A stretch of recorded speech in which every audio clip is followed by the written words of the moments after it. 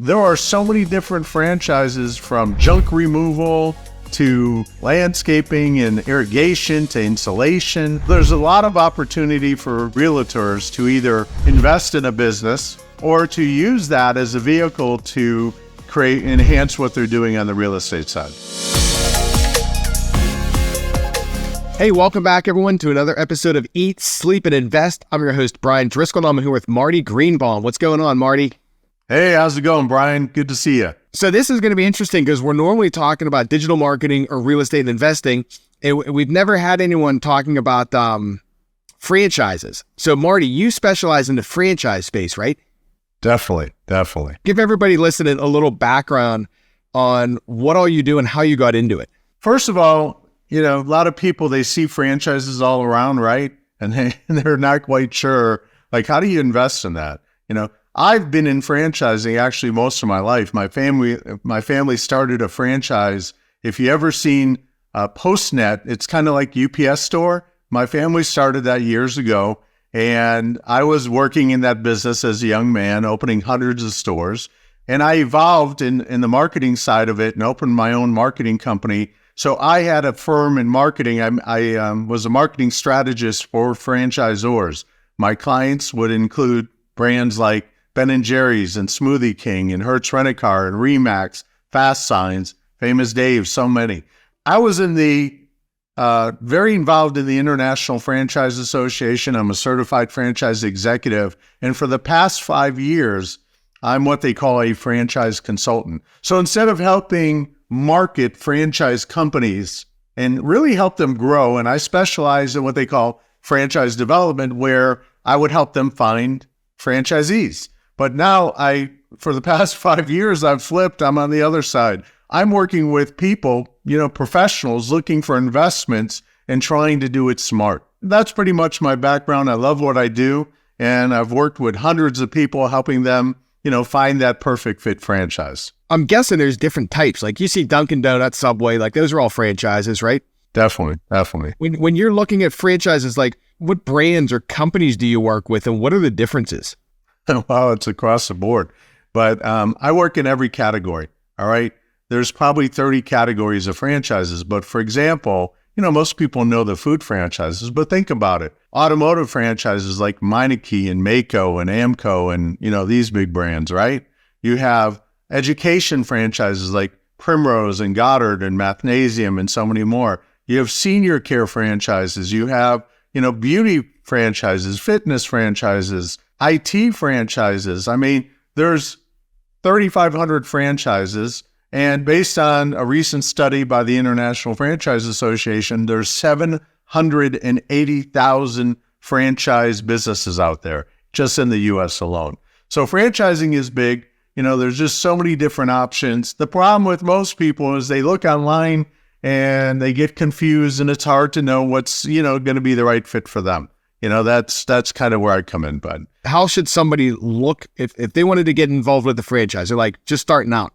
Like, I think I want to start looking into franchises. What should they do? What should they even look at with their personal finances and everything? Well, I always say start with a personal assessment and where you're at and what could you afford and what's going to be comfortable for you. Maybe speak to a lending person, right? And saying, how you buy a house and you talk to a bank and you say, okay, what can I qualify for? It would be nice to have that conversation. Right now, there's like SBA loans. You could roll over a 401k into, a franchise business and invest in yourself. And there's, obviously, various commercial loans and all kinds of things. But take a close look at, where you're at in life and, and decide, like, have you hit those goals? Like I say to a lot of my clients, they're on this path and you only have so much time and you've come to a point, maybe you've worked somewhere 20, 25 years and it's like, wow, I'm kind of tired of this, and I was a little bit there with marketing, to be honest with you. It was one of the, reasons why I switched to this side of the fence pretty much. But, take that assessment. Are you going to reach your goals doing what you do? Have you always wanted the freedom of, being your own boss? Can you handle that, personally? And what skills and abilities do you have that, you could bring to another business? Now, in regards to researching franchises, okay, the problem most people have is they're going to initially go with things that they know or they feel comfortable with or somebody told them about, right? So you go online, the average person will just go online and start researching. Maybe they find a brand, because they were a customer, and maybe they were always into fitness, so they look at fitness, right? But the problem is it's hard to assess specific franchises. You got to go deep, right? So that's the challenge. The people that have failed in franchising, one of the biggest problems is that they do the research, they talk to 2-3 brands, and then they pick one of those brands, and they really didn't understand it. They were, what I'm going to say, sold the franchise, okay? And that's where a guy like me comes in, and I help them, and I guide them, and I educate them. There's definitely specific due diligence you need to do before you buy, and that's something we could talk about in a little bit. So that's what I see most people experiencing, But in regards to judging franchisors, a few things have to happen, okay?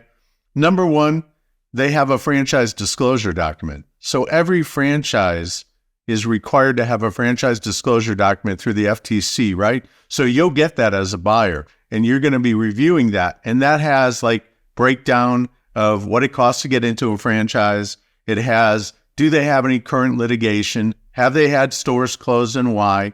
What's your responsibility? What's the franchisor's responsibility to you? Most of them have financial performance, so you could get that question, the biggest question answered. How much can I make, right? So these are, obviously reviewing the franchise disclosure document, big thing, but coupled with learning from the franchisor, doing online investigations, seeing what the customers are saying, and also visiting with existing franchisees. So those are that's a quick overview of what you would do if you were investigating a franchise. That makes sense. And it does make sense working with someone like you, because I'm sure you know a lot of these places off the back of your head because you're working with them. And I was friends with many. Yeah, I was friends with many of the franchisors through the years. So you can, number one, if someone's looking to get into a franchise, they can, number one, save time and possibly avoid the mistakes of getting involved with a franchise that's not really a good fit for them and finding out a year or two later and a big expense later. And think about that. I delineate franchises into 2 big buckets. First, service franchises, right? Where you go to someone's house or business and you provide a service, right? So those franchises, the initial investment typically is $100,000 to $250,000 for decent ones. Bigger brands that really have a lot, they provide a lot of value in regards to marketing and technology and support and so on. But then you have retail franchises where you're actually building out a location, right? And that investment could be 3, 5, 100,000 or more. All right. So if you have, you're at that point of your life and you sink in $300,000 to $500,000 into a business in the hopes of growing that and having, netting a few $100,000 a year and having that as an annuity, right? And maybe scaling to other businesses. If that dream was taken away from you because you failed, because you didn't do the right due diligence or you didn't pick the right thing, it's devastating for most people, right? Especially, if you're borrowing money on top of it, right? So now you lose your initial, your cash, and you have this debt you have to pay off. So it's risky, right? Like any business is, but you can mitigate risk by doing it smart. Now, you said something earlier about sometimes people just go on Google and find places they've done business in. And that's actually an interesting thing, because do you recommend, if somebody likes coffee, to get involved in a franchise based on what they enjoy doing and they may like doing it, or more based on the financials? Or what do you see on your side? Well, listen, 75% of people that buy franchises buy into an industry that they never had experience. And I had this discussion with one of my clients yesterday. He was like, well, how would I know this is right for me? I said, well, first of all, you've been in broadcast media and you've been in sales and you've got sales skills and you've managed people, you got management skills. Most of these things are transferable. You'd be surprised, right? So a lot of skills are transferable. So number one, I look at those skills very closely and those, that past history, right? So that's kind of key in that. There's a lot to know about franchising. but working with the matchmaker definitely helps, right? Yeah. And franchises too, because I'm in the marketing space and I deal with a lot of people that are doing it on their own. When you go with a franchise, they have built out marketing plans. You don't have to learn marketing, right? Like, don't most of them provide Right. you just in cash for their already proven systems? I would say there's different levels of that, to be honest. And that's another thing that it's hard to know up front, right? I have franchises that do all the marketing for you and do unbelievable, like, where an average customer acquisition cost is $79, they're doing it for 23 for their franchisees. And they're handling all the, all the marketing. It's turnkey. And then others, they have great vendors in franchising, marketing vendors, handling digital media and reputation management and getting all the reviews. So there's a lot of great vendors in franchising. They provide systems, they provide, graphics, they do national, advertising and public relations. So yes, most franchises, it's a big benefit, the advertising marketing side of things, but not all franchises are created equal, because think about this, franchises evolve over time, right? And you take a new franchise that, is just getting going. So a lot of people, they'll see franchises and you hope that if you're going to pay a royalty, right? So when you buy a franchise, you pay a royalty. That's the biggest expense you have, right? So you're paying typically a 7% royalty on gross sales. Okay, explain to everyone a little bit more like about royalty if they don't know. So what's the difference between franchising and opening up an independent donut shop, right? And you franchise a donut shop. Well, for the most part, if you take a look at the cost, the initial investment to open it up and get it running, those costs will look exactly the same, other than there's a franchise fee. So franchises have an initial fee of about $50,000. It's kind of like the average, where most people, so if it's $300, you're going to pay $350 for a franchise. Okay. They have a royalty, which you pay during the whole term of the franchise agreement, which is typically 6, 7, or 8% of gross sales. Okay. It's their share of the customer's money. Then you have, typically, they have a national brand fund. So think of McDonald's. Everybody pitches in 1 or 2%, and they're running big ads, and they're creating this, media campaigns and this and that, and there's a lot of value. All right. But what if there's only 10 franchises and you're still paying that 2%, and you can't do that yet because because you just don't have enough money to do, to get there. So actually I had a talk with one of my clients yesterday, and we talked about, this newer franchise at a 2% brand fund. And I said, well, they probably should have had a 1% brand fund, because they don't really have nothing to spend it on, and you have to give them another point, basically, right? But when I look at buying into a franchise, think of it this way. It's what value do you get for the money, obviously, right? But keep in mind this, and going back to that, contrast to the independent, right? If I'm joining a franchise that has 200 or 300 or whatever, could be more, operators, and they've been around long enough, and they have distilled down their model to the most profitable version of it possible.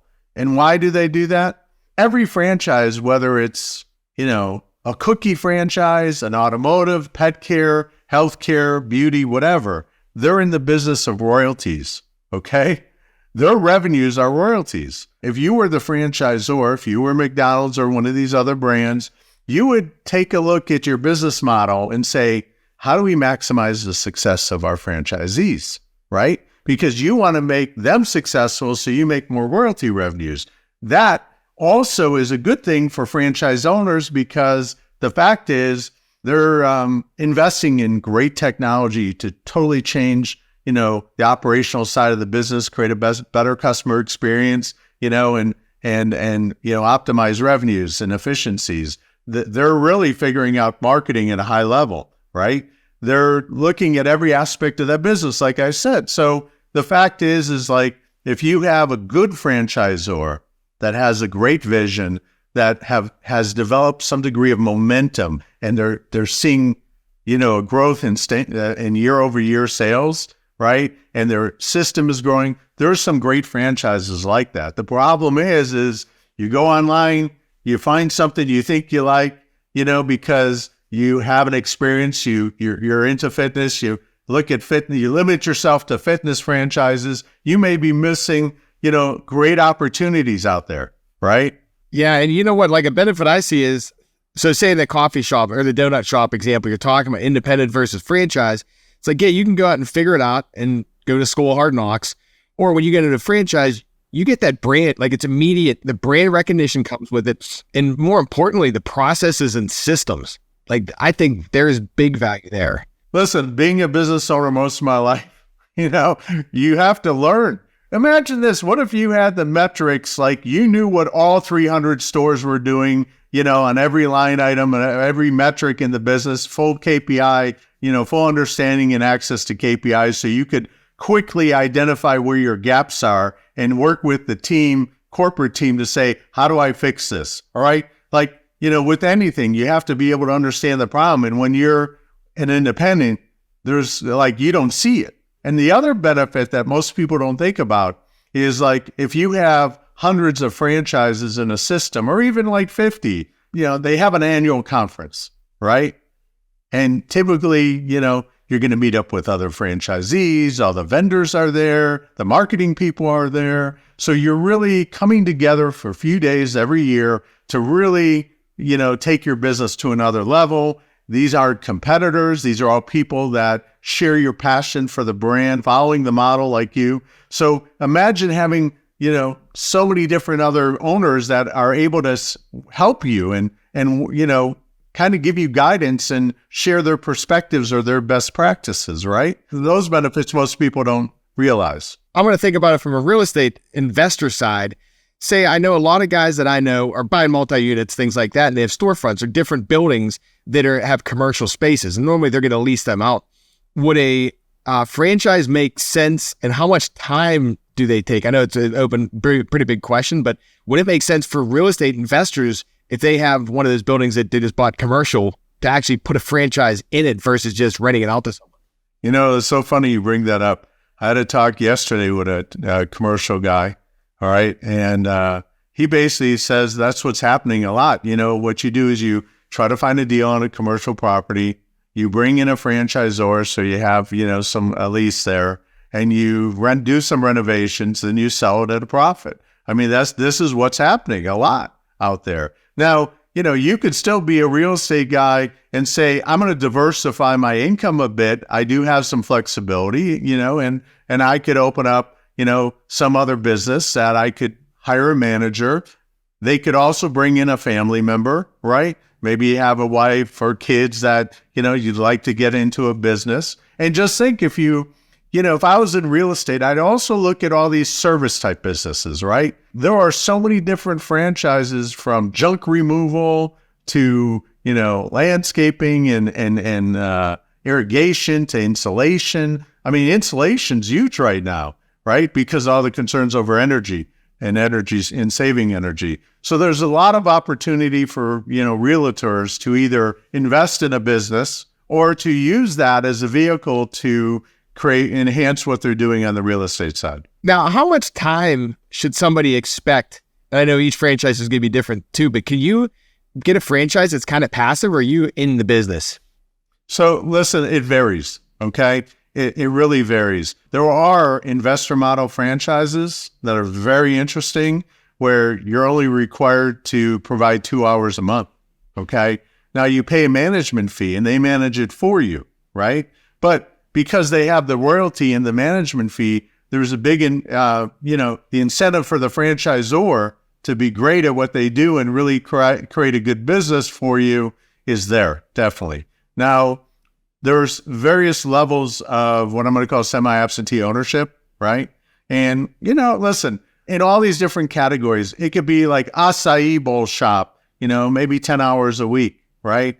What's really big right now is like this whole wellness and rejuvenation industry with, everything from saunas to light therapy to float tanks to cryo to, that whole wellness side. And then there's a whole side of like rejuvenation with hormone therapy and Botox and all these other services.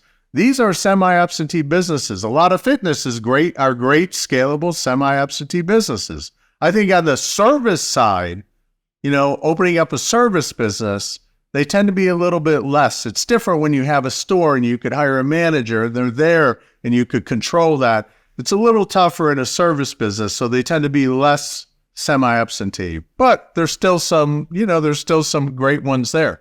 How much profit can people expect I know it depends on which franchise and probably time in, but like what's an average income you can make from a franchise? I like to ask that question to my clients, what are your goals, right? So let me give you a scenario. Typically, when I think about profitability in business, right, and what do companies make, a lot of people, they don't know that number, all right? So, restaurant franchises, they may net, 15% to 18%, right? Any more than that's on the high side, okay? There's a lot of franchises that net around 20%, and then there's some that actually net 30%, right? So I'll give you a scenario that may help some people. Let's use an acai bowl concept. I'm not going to name names right now, but the investment's $350. You could get into a shop, 1,000 square foot location at $1,200 for $350,000. What's great about that one is you don't have, you're not cooking anything. So you're not building a kitchen out per se, right? So let's say you put $100,000 down, right? So you're out $100,000 cash. You finance the business. Those stores could easily do $800,000 a year, and they're doing it. All right. And if you're netting 20% of that, you're netting 160. All right. So if you had $100,000 investment in the market, what do you think you would net after a year? If you're good, right. 15%, right? Well, what if you were able to take that same $100,000 and, maybe it's not 160,000. I'd be happy with 100,000 from that investment, right? That'd be huge. Now it depends. There is a time factor, but if you hire a manager, if it's simple, straightforward operation like that, and it is, then it's something that's very doable. And if you have some degree of flexibility in your day, you could do it, right? Yeah, that makes sense. And yeah, I guess, time versus how much you're making, things like that. Right. Thanks for that. What are the risks of getting into franchise ownership? You are signing a 10-year franchise agreement, right? It's like getting married. Now, could you sell the business before, 10 years are up? Sure, you could sell that. The bigger risk comes from, not investigating this properly, right? If you go online and you pick things that you think and and you don't know how to do the right due diligence, then you're putting yourself at big risk, right? But, I think that's the biggest risk. Not being realistic about, also most people that fail because they probably undercapitalize a bit, right? And here's the thing that's going to be really important to people, and they'll get it. And most consultants, they don't quite bring it up. I do. I like to make sure my clients understand this. In the franchise disclosure document, they're good, and what franchisors will tell you, there's an investment range. So if I looked today, at any franchise, it's going to say, you could open between 220,000 and 350, or whatever that may be for any, this is just an example. The problem is they include 90 days of working capital. So you're talking to the franchise and you're thinking, okay, I need 330, right? And then, if you're smart, you're saying, well, I probably need a little more cushion, right? So I better get a little more cushion. But really what you need to do is find out how long on average it took a franchise to break even, right? Because the average time is 9 months. So if you're accounting this initial investment that they've given you accounts for 90 days, and you've got 6 months of, operating expenses to cover on average, you need to know that, right? So that's something that sometimes does not come up. And it surprises people because they realize that, oh my God, I need more money. And then when you add that into the equation, are your returns as strong as you want them to be, or as they indicated? And that's why speaking with existing franchise owners and asking those right questions is key to this. I have a client looking at a brand called Team Logic. It's outsourced IT franchise, right? And the fact is he has he's doing his due diligence. And I found out that he reached out to 23 owners. Now, I've heard of maybe 5 or 10, but this client reached out to 23, visited like 3 of them, and now he's moving forward. And I was talking to the franchise development guy yesterday. I said, man, this guy went through 23 and you're still, he's scheduled now for a discovery day to go meet with them. And I'm like, that's huge validation, because my client is smart. He's a 62-year-old consultant, been in business forever, and he really has gone that extra mile, and I think it's great, but that's what you have to do. Maybe not to that extent. I'd be good with 10 or 12, but that's what people do, and that's how you do it smart. Yeah, you're right. Yeah, due diligence has to be. It's good to do in any area of business. I want to ask you, who's the ideal audience that's a good fit to work with you? Like anyone listening, obviously they've been in business, they have a couple dollars that they're looking to invest and get into some. But who's a good person to work with you, and how does that work? First of all, there's franchises at all kinds of ranges, right?